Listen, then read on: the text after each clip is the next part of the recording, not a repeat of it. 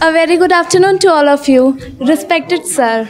Yes. यहाँ पे मैं एक बहुत ही इम्पोर्टेंट स्ट्रेस शेयर करना चाहती हूँ और उसके बारे में पूछना चाहती हूँ कि हम उसको कैसे कोप अप कर सकते हैं। जैसे कि देखिए, हम लोग 12th स्टैंडर्ड में रहते हैं, पहले 10th स्टैंडर्ड पे रहते हैं, तो हमारे पेरेंट्स बोलते हैं कि अगर तुम्हारा अच्छा परसेंट आएगा तो तुम साइंस लोगे, कम परसेंट आएगा तो कॉमर्स लोगे, उससे ज़्यादा कम परसेंट आएगा तो आर्ट्स लोगे। बाउंडेशंस पहले वहाँ से बन जाते हैं। फिर उसके बाद चलो, अगर हमने अच्छा परसेंट लाया तो पेरेंट्स साइंस दिलाते हैं, ठीक है। उसके बाद जब 12th में अच्छा आता है तो तुम मेडिकल करोगे या कुछ भी इंजीनियरिंग करोगे।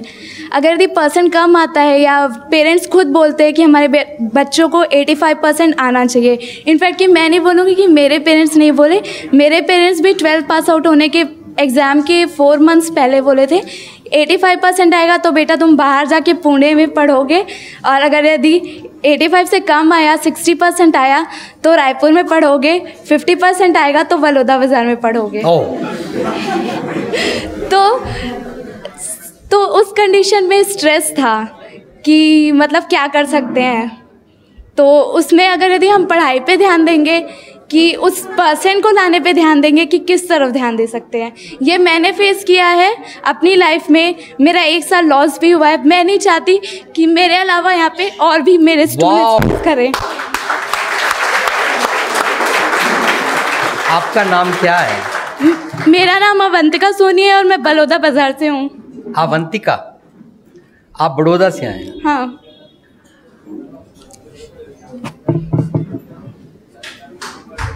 I appreciate your emotions. और उसी वजह से मैंने अपना पूरा 1 साल वेस्ट किया है। मैं यहाँ पे अपने सारे स्टूडेंट्स से शेयर करना चाहती हूँ कि मैं BSc फर्स्ट ईयर 1 साल क्लियर कर चुकी हूँ। Very good. 1 साल मेरा फर्स्ट ईयर हो चुका है, जिसमें मेरे भैया ने परमिशन नहीं दी थी बाहर पढ़ने के लिए, और मैंने 65% स्कोर किया है पंडित रविशंकर यूनिवर्सिटी से। वाह। एक्चुअली बलौदा का कॉलेज उतना वेल डेवलप्ड नहीं है, तो वहाँ पे स्टूडेंट्स पास नहीं हो पाते हैं। मतलब BSc फर्स्ट ईयर बायो मैंने प्लेन BSc किया है, तो स्टूडेंट्स वहाँ पे पास नहीं हो सकते। और मैंने कोई प्रैक्टिकल्स, कोई थ्योरी क्लासेस नहीं होते। मैंने सिर्फ अपने मेहनत से अपने भाई को प्रूफ किया है कि मैं लायक हूँ पढ़ने के लिए, कि मुझे बाहर पे पढ़ना है। तो मैंने 1 साल वेस्ट करके 65% स्कोर किया है। फिर उसके बाद मैंने यहाँ पे आई हूँ। मतलब मेरे भैया ने मेरे टीचर्स उनको बुला के बोले कि उसको बाहर पढ़ाओ, तो मैंने यहाँ पे मैथ्स यूनिवर्सिटी में एडमिशन लिया।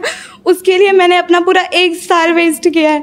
तो मैं नहीं चाहती कि मेरे अलावा यहाँ पे बैठे जितने लोग हैं और जितने अवंतिका सोनी है वो अपना 1 साल वेस्ट कर सकें।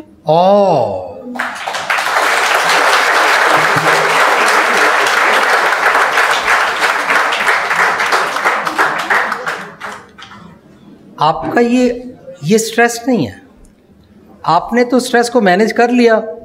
If you are thinking this way, your stress is balanced. You have holded this. आपका ये ब्रिज नहीं गिरेगा, क्योंकि आपने एक तरफ तो इसको ऐसे अचीव कर लिया, दूसरी तरफ आप ये सोच रहे हैं कि और अवंतिका के साथ ऐसे ना हो। That's why you are sharing. Stress कहाँ गया मालूम है? जब ब्रिज बनता है ना, या कोई बिल्डिंग बनती है, इसके ऊपर स्ट्रेस आता है, लोड आता है ना, बिल्डिंग का, तूफान का, हवाओं का, और जो लोग और सामान हम रखते हैं, राइट, आता है ना। ये सारा लोड कहाँ जाता है? थ्रू फाउंडेशन और पिलर्स। वो जो हम पाइल्स लगाते हैं उससे ग्राउंड में चला जाता है ना। आपका जा चुका है। ऐसे आपका वो स्ट्रेस रिलीज। अपने आप को ऐसे सोचते हैं कि अब मैं चाहती हूं इसलिए शेयर कर रही हूं कि अवंतिका को ना हो, लेकिन आपको रोना इसलिए आया कि वो मेरे को बोल रहे थे तू नहीं कर सकती और मैंने कर लिया, है ना। स्ट्रेस कहाँ है बताओ ना। एक्चुअली मतलब जो पैशन था मेरा फर्स्ट ईयर में अपने आप को प्रूफ करने का, वो पैशन मैं मतलब फर्स्ट डे ऑफ क्लास से ही बना के रखी थी कि क्या बोलते हैं, चाहे जो भी हो जाए मैं अपने आप को प्रूफ करके रहूँगी और मैं लोगों के पास नहीं जाऊँगी, लोग मेरे पास आएंगे। ये मैंने अपना एम्बिशन बनाया था। बस अब आपने अपना स्ट्रेस क्रिएट कर लिया। कैसे? आप किसी भी रिलीजन का नाम लें, रिलीजन हमको सिखाता है कि हेट्रेड किसी से नहीं करनी। अब आपकी हेट्रेड शुरू होगी। जिन्होंने मुझको रोका, जिन्होंने मुझे डीमोटिवेट किया, डिमोरलाइज किया, मैं उनको करके दिखाऊंगी and I am able to. मैंने 65% लिए, मैं अपने पाँव पे खड़ा होके अपनी पढ़ाई करके उनको दिखा दूंगी कि मैं कर सकती हूँ, ताकि उनको शर्म आए और मैं उनके पास जाऊंगी नहीं। अब ये रिलीज कैसे होगा? अब आपको रिलीजन काम आएगा, आइडियलिज्म काम आएगा कि मैं यहां तक तो तब पहुंचती ना, अगर मैं पैदा ही ना होती तो कैसे पहुंचती? तो जिस कॉम्बिनेशन से मैं पैदा हुई हूं उसको मैं सिर्फ पढ़ाई के नाम पर डिस्कार्ड नहीं करना चाहती। मैं उसको थैंक्स करती हूं कि उसने मेरी ये बॉडी को इस धरती के ऊपर जन्म दिया। तो मैं ये पढ़ने के बाद ना अपना सारा प्रेजुडिस, इसको हम पढ़ते हैं फरीदा बुरेदा पला कर, गुस्सा मन ना हंडाए। मैं इस गुस्से को, इस हेट्रेड को, इस प्रेजुडिस को कैरी नहीं करूंगी। मैंने ये स्ट्रेस है, इस स्ट्रेस को फेंक दिया और मैं उनके जाके सामने हम्बली बोलूँगी, आप जिस बच्ची को बोल रहे थे वो नहीं पढ़ सकती, बाय ऑल मीन्स वो पढ़ के आपके सामने तैयार है। अब मुझे बताओ, आप मेरे माता पिता हैं, आप मेरे बहन भाई हैं, मैं किस काम आ सकती हूँ? अगर आपने ये वाला इमोशन क्रिएट कर लिया ना, you will see there is no stress, because you will get off from the train जिस ट्रेन पर प्रेजुडिस है कि मैं करके दिखा दूंगी और तुम्हारे पास नहीं आऊंगी, राइट? उसमें एक ग्रेटिट्यूड का डब्बा बंद हो जाएगा ना कि तुम्हारे कारण मुझे जिंदगी मिली है, राइट? आपको मालूम ही नहीं है कि आपके अंदर मेल फंक्शनिंग कैसे हो गई, पर आपको ये नहीं मालूम कि आपके अंदर कौन कौन से ऐसे ऐसे केमिकल्स और डीएनए में ऐसी ऐसी इंपॉर्टेंट चीज़ें हैं जो उन्हीं पेरेंट्स से मिली हैं, जिसके कारण आज आप 65% ले सके, जिसके कारण आप यहाँ पर खड़ी हैं, जिसके कारण आपकी आईसाइट ठीक है कि आप पढ़ सकती हैं, जिसके कारण आपकी मेमोरी ठीक है कि आप इतनी याद करके एग्जाम देके पास हो सकती हैं। प्लीज़ पे रिगार्ड्स टू देम, राइट? यही तो हम सीख, आज का लेक्चर यहाँ से तो शुरू हुआ है कि वो मेरा ऑक्सीटोसिन का केमिकल मैंने रिलीज मैक्सिमम करना है, अपना loving hormone.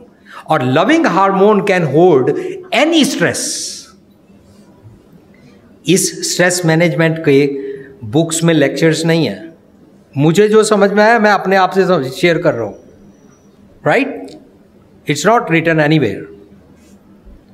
Just pay thanks, regards, gratitude, and you see the results. You will be different personality, and they are same.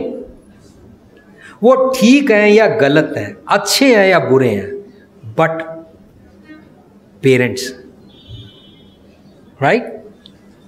So get up from this train. Hello sir, good afternoon. Myself Parvinder Korwalia.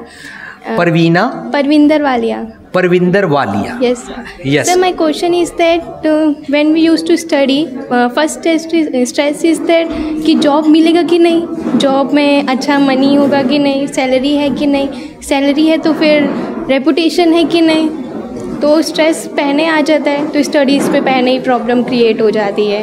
What is the method procedure to overcome with the stress at that studies time ki job, reputation, money, that is totally wrong angle to look at your problem, to work on that, right? जिस item के ऊपर काम कर रहे हैं उसके ऊपर ऐसे देखना कि ये ऐसे ना हो जाए, ऐसे ना हो जाए, ये है कि नहीं है, तो ये एंगल ही गलत है बच्चे। जो आपने सोचा उसकी पढ़ाई को करो, ज़्यादा पैसे के लिए नहीं करनी, स्टेटस के लिए नहीं करनी, बचपन से हम पढ़ते ही क्यों हैं? इसलिए पढ़ते हैं कि मेरा सर्वाइवल हो, isn't it?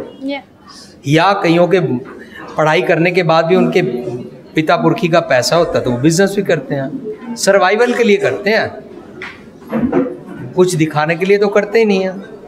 तो उसको समाज में स्टेटस क्या है, डजेंट मैटर, ऐसे नहीं। Okay, thank you sir, thank you.